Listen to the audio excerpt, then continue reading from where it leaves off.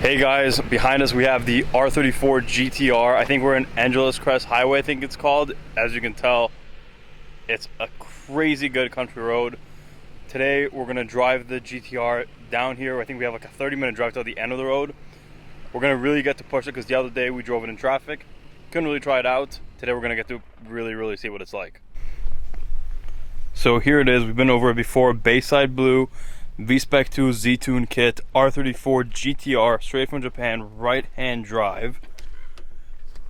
This thing is really clean, two-owner car. So we're gonna drive it today, we're gonna see what it's like. I know especially here in California, this car is extremely rare. Everybody's freaking out over it. So let's go see what the hype's about and if it's worth it. Let's go, R34 GT-R right-hand drive. Hopefully I don't mess anything up. Okay, so again, I'm not the biggest JDM guy, but of course, who didn't watch Fast and Furious and know everything about these cars for pretty much their whole life, right? So obviously 330 horsepower, and I actually didn't know if this car's gonna feel fast because, you know, like a modern day 3 Series has this much power, so you know, I kind of imagined it's gonna drive like a normal car. I didn't have my expectations too high, but I drove it the other day before I drove it here. It was in traffic, so I didn't get to experience it like I do here. But the power delivery is crazy. Like, you really feel that boost kicking in. And on top of that, the car feels so stable, so balanced. It doesn't feel old. It feels like the car didn't really age at all. It feels as solid as a new sports car. Maybe even more planted. This thing does have rear wheel steering, and that probably is some of the stuff that helps you get through the corners very nicely. But you can just carry crazy speeds through the corners and not really have to worry. This car, it does not feel loose at all. So the driving experience definitely kind of lives up to the look. It is the complete package. Obviously prices have been going up like crazy, but I don't think that's the worst thing in the world. I think it's part of the experience, part of the heritage, just a car that's so idolized that, you know, people are going to come into money. People that grew up in this generation, this will be what they're looking for. Not everybody in our generation is necessarily looking to buy Ferraris and Lamborghinis. This is what did it for a lot of these people. Oh my god, the car corners so well. And the nice thing is it's also, you know, it's a Japanese car, so maintenance isn't actually going to be that difficult on it. So keeping it running isn't a problem. It's not like keeping a Diablo running or something like that. I think I might like this better than an NSX. It's, even though it's front engine, it's insanely balanced. Obviously, it's the all-wheel drive that really helps that. But man, this thing drives as good as it looks. And it's nice to know you don't have to modify this car. A lot of these JDM cars, they're honestly kind of boring for factory. You do have to modify them and then they become great cars. But something like this, honestly, the way it is, you don't really need to do anything. Oh boy, traffic. Okay, so I haven't really driven, you know, I haven't driven on this road ever before. This is my first time.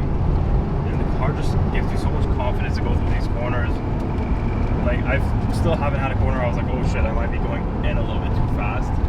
The car just seems to be able to handle it no problem. And you know, we just finished the review with the smoking tire guys. And they, you know, even before they started driving it, obviously they were fanboying over it a little bit because it is such an iconic car, especially here where the car's not legal yet. But even after they drove it, they said not only did the car, you know, meet their expectations, it like really like exceeded their expectations by far. And I can really see that. This is a fun car to drive even if it didn't have the reputation that it does. And also, I really like that this is a right-hand drive one. I'm not sure if they made left-hand drive ones, but it just makes the car feel so much more special because you have to think about what you're doing. I don't like cars that are just very easy and very usable. You don't have to think about anything. You just kind of push them. Like, you know, Huracans and stuff usually are pretty boring. Like, cars that are too good are not good in my opinion. And this, you know, I really, you know, obviously I'm used to sitting on the left side. So on the right, I really have to pay attention to where I am and kind of learn the new lines from this side. And it just, again, it makes you know you're sitting in something special. You're not in just your average little, you know, sports sedan with a little bit of power. horsepower. This feels a lot more special than that.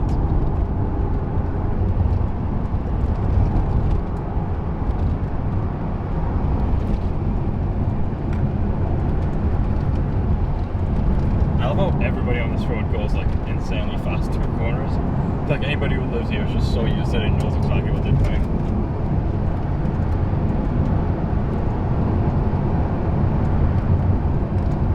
With this car, I'm actually really lucky to have the opportunity to drive it, because a lot of these cars back in the day, before they were that special, got heavily modified, and now that they became collectible, some of them are heavily modified and ruined, maybe previously crashed.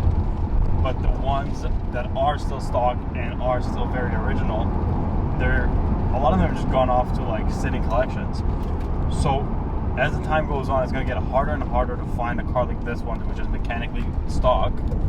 And you know, with this, you actually get the full experience of what this car is. You get the experience of what the car was supposed to be from factory, rather than what somebody that bought it wanted to make it. You know, a lot of people got these cars up to 600-700 horsepower, and yes, while that's extremely exciting and very fun, you don't get the original feel of what the car was supposed to be like, and you know, really, you don't get to know what the car that everybody idolizes is truly like, and what the personality of the car is like. Yeah, honestly, even though I'll probably get to drive this car, you know, a lot more in the future, this is definitely something I'm going to remember, because I'm not just driving this car. This is potentially the best road I've ever driven on, and this is one of the most special cars I've ever driven. So just this experience as a whole is just incredible. So I feel like I couldn't have asked for a better situation with this car to really see what it's like. But yeah, I don't know how much longer we have on this road, but I'm going to end the video now so we can just focus on enjoying the car on these turns, and I'll see you guys next time.